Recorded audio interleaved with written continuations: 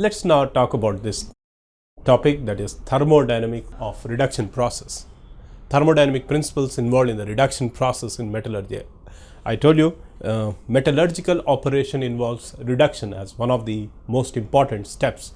Why? Because metals in their compounds they exhibit positive oxidation state. So if you want to recover metal from its compound, you need to reduce it. So reduction is an important step involved in the metallurgical operation. So we are now going to talk about thermodynamics involved in the reduction process of metal oxides. We know for a spontaneous process,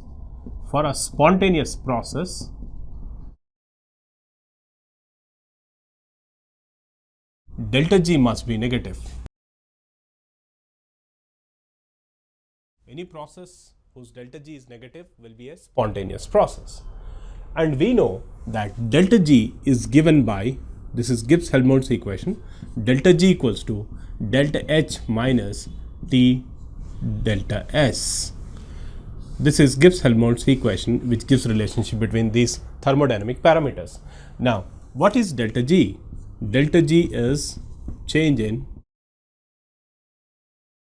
free energy.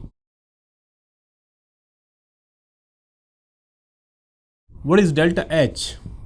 Delta H is change in enthalpy in the process, change in enthalpy. And then delta S is change in entropy of the system. And T is absolute temperature.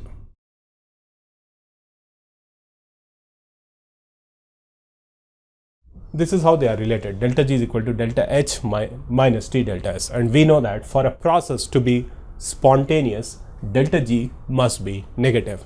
Now, for delta G to be negative, the delta H of the process should be negative, delta S should be positive. This is the most preferred condition.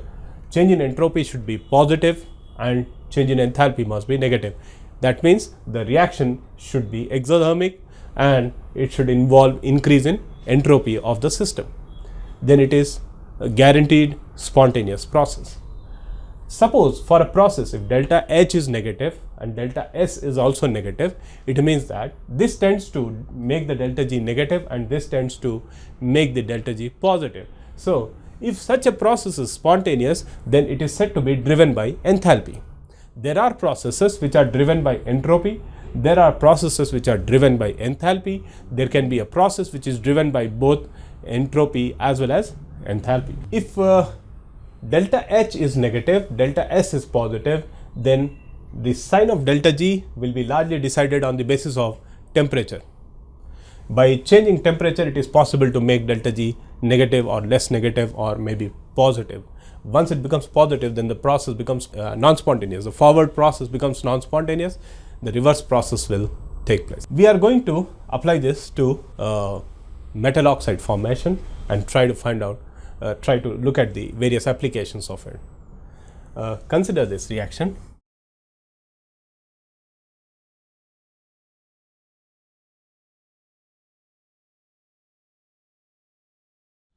Metal solid plus oxygen gas, you get metal oxide. This is also a solid. So for this process, delta S is negative. The reason is you are consuming a gas and transforming it into a solid. That means you are going from a disordered state to an ordered state. So there is a decrease in the disorderness of the system in the forward reaction. So for the forward reaction, delta S is negative. You know very well that the entropy of solid will be less than that of liquid and that of liquid is less than gas. Okay. Now what about delta H? Delta H for this process is generally negative. That means metal oxide formation from metal and oxygen is generally an exothermic process. So this will clearly tell us that this reaction is favored by enthalpy. It is being suppressed by entropy. Now, it is possible to change the direction of this reaction by changing temperature. If you increase temperature, then the process will go in the backward direction. Metal oxide will be reduced to metal. And if you decrease the temperature, this type of reaction will take place. Metal reacts with oxygen to give metal oxide. So the direction of this reaction will be largely dependent on temperature, because the process is driven by, this forward reaction is driven by enthalpy, whereas the backward reaction is driven by entropy. In such cases, the direction of reaction is decided on the basis of temperature. High temperature will favor backward reaction. High temperature will favor backward reaction. So we can say, theoretically we can say, any metal oxide, when it is heated, it can, to a sufficiently high temperature, when it is heated, it can get reduced on its own. It will decompose to give metal. It is possible to decompose any metal oxide if sufficiently high temperature is used, but this is not always economical. Some metal oxides which are not that very stable can be reduced in this way, but thermally stable oxides cannot be, it is not advantageous to reduce them in this manner. There is a solution we are going to discuss under Ellingham diagram, which gives relationship between delta G and temperature. Ellingham diagram under thermodynamics in metallurgy. Ellingham diagram. This is a graph actually which shows variation of delta G formation, standard free energy of formation, against temperature for this reaction, metal to metal oxide reaction. Formation of metal oxide, F represents formation of metal oxide. And you can see for all the metals, the graph has positive slope. Graph is moving up. Forget about carbon. For metals, it is going up. That means this is the point where the delta G becomes 0, and beyond this it becomes positive. That means once a temperature is reached to a level where delta G becomes positive, then the compound will decompose and backward reaction takes place. So every metal, it is tending upwards. So at sufficiently high temperature, that will decompose. The metal oxide will decompose to generate metal. I told you in the previous section, we said that any metal oxide can be decomposed to metal if sufficiently high temperature is used. So that's the reason why you find this graph, the lines going upwards. Fine. Now, sometimes you observe change in slope of the line. It is because of change in the physical state of substance. If it goes from solid to liquid state, obviously liquids have more entropy than solids, and the entropy change with increase in temperature also will be higher. So that's why you see changes in the slope of the line. You can see that metals like silver and mercury, they are in the top positions and they decompose very easily. This is the temperature corresponding to this point, the temperature where silver oxide decomposes. At some relatively higher temperature, mercuric oxide decomposes to give mercury on its own. So it is advantageous to decompose silver oxide and mercuric oxide just by heating without using any reducing agent. But for other things, we need to use reducing agent.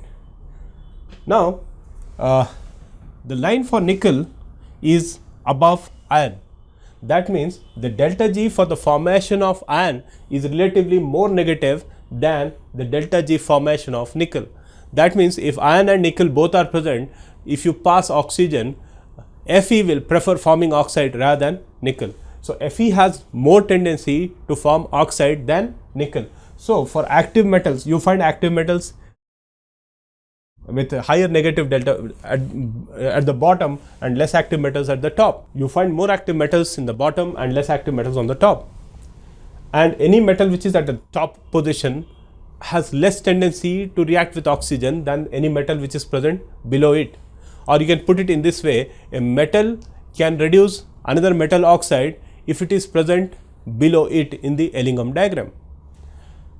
I have aluminum metal and ferric oxide. If I mix these two and heat, then what happens, aluminum becomes aluminum oxide and Fe2O3 will become Fe. The reason is aluminum is below Fe in the Ellingham diagram. That means aluminum oxide formation has more negative delta G value than ferric oxide.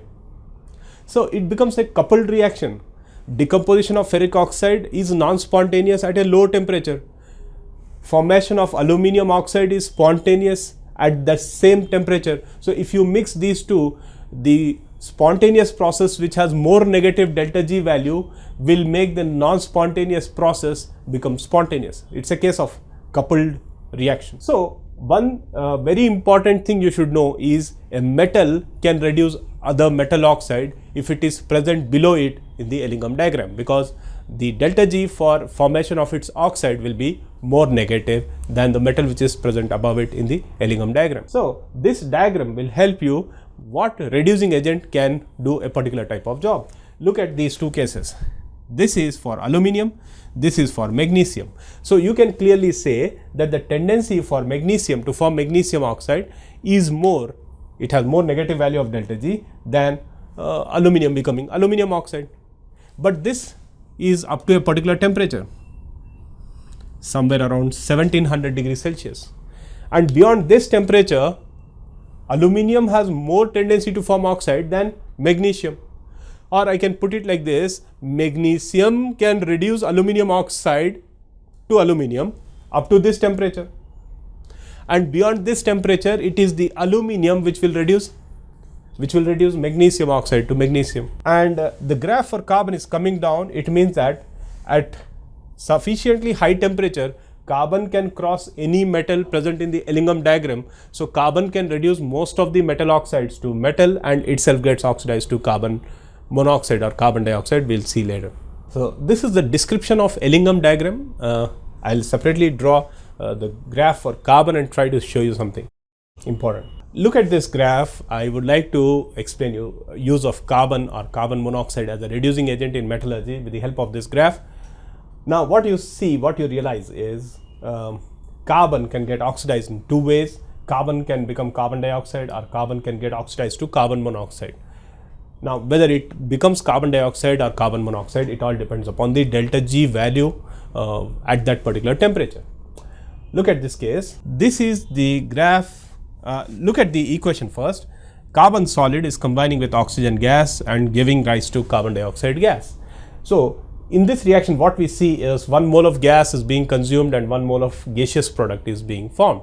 So delta S for this reaction is close to 0. There is almost no change in entropy of the system in this process. So the variation of delta G with temperature is negligible. It is almost 0. You can see you get a horizontal line for carbon dioxide formation from carbon because delta S is almost equal to 0. So delta G will not change with temperature. It is constant. But look at the case of carbon monoxide formation. For this is anyhow a solid, forget it. For 1 mole of gas which is being consumed, you are getting 2 moles of gaseous product. So delta S for this process is positive. Because delta S is positive, delta S is favoring process to become spontaneous. So the graph is coming down. It is coming down. Why? Because delta S is positive. So with increase in temperature, delta G becomes increasingly negative. The process becomes more and more spontaneous. So at this particular temperature, say at this particular temperature, formation of carbon dioxide is more favored than the formation of carbon monoxide, because the graph pertaining to carbon dioxide is having more negative value than carbon monoxide formation. This happens up to this particular temperature. This corresponds to somewhere around 710 degrees Celsius, 710 degrees Celsius. Up to this temperature, carbon dioxide formation is favored, and beyond this temperature, carbon monoxide formation takes place. Beyond 710, the species which can exist in majority is carbon monoxide, because formation of carbon dioxide at a temperature above 710 will be less favored than the formation of carbon monoxide. If you are using coke, coke plays double role, coke acts as a fuel, coke also acts as a reducing agent. So if you are using coke, then there is a possibility at a higher temperature that it gets transformed into carbon monoxide. Even carbon monoxide can act as a reducing agent. It itself gets oxidized to carbon dioxide. So the significant reducing agent which works at a temperature above 710 is carbon monoxide. And this oxygen comes from metal oxide. Now, instead of metal oxide, if we use metal sulfide, then the substance which is expected to form is CS. There is no such compound available. CS is not available. Does not exist. So that's the reason why metal sulfides are transformed into metal oxide and then they are subjected to reduction. So it is more convenient to reduce metal oxides than metal sulfides, as we don't have a compound like CS as you have analogous compound CO. And because the graph is going down, that means it can cover even those metals which are initially below it in the Ellingham diagram, because it is coming down. So we need sufficiently high temperature. Imagine there is some metal like this. Oxide of this metal can be reduced by carbon monoxide at any temperature greater than this particular temperature. Say this is some temperature T dash. So at a temperature greater than T dash, this metal oxide can be reduced by carbon monoxide. It can become metal oxide to metal, it gets transformed. So Ellingham diagram tells you exactly at what temperature a particular metal oxide can be reduced by coke. That's about Ellingham diagram. It's a very powerful tool and it helps us to know at what particular temperature a particular reduction process can take place, whether carbon will help at that particular temperature or not. Such ideas also you can get, whether a particular active metal can be used to reduce a particular metal oxide at a particular temperature. That type of decisions also you can make. The important statement you are supposed to know is a metal can reduce another metal oxide if it is present below it if the reducing metal is present below the metal whose oxide is to be reduced in the Ellingham diagram. In other words, metal which is present below is more active and is capable of reducing metal oxide which is present above it.